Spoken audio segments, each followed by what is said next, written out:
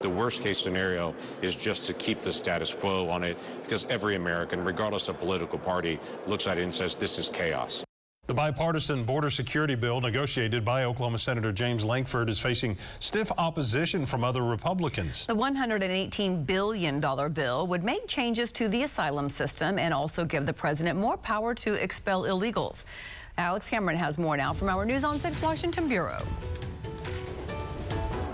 Well, the bill text, 4 months in the making, was released Sunday afternoon. Within a few hours, the speaker had already consigned it to the congressional trash heap.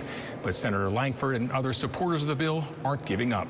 We have a national security crisis on our border. Let's actually work to solve that. That's what Senator Lankford and the others he's been negotiating with since October say their bill will do, through a compromise that gives the president new tools to manage the border, tightens the asylum process, but also respects our values as a country. The National Security Supplemental carries a total price tag of $118 billion, including $60 billion for Ukraine, $14 billion for Israel, $10 billion in humanitarian assistance, and $20 billion for the border.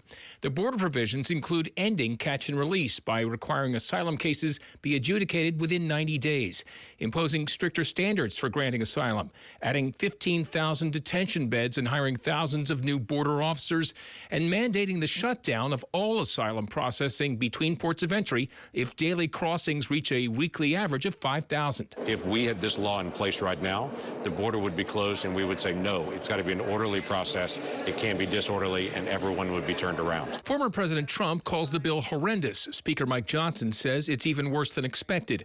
Among Lankford's Oklahoma colleagues, only Congressman Burkeen has commented publicly so far, saying, I cannot support this legislation, and Speaker Johnson and Majority Leader Scalise have both said it will not receive a vote in the House. A procedural vote in the Senate, scheduled for Wednesday, will be telling. In the days ahead, there'll be real conversation to see if both sides want to be able to engage on this issue or if we're going to actually walk away from it. In our Washington Bureau, I'm Oklahoma's own Alex Cameron.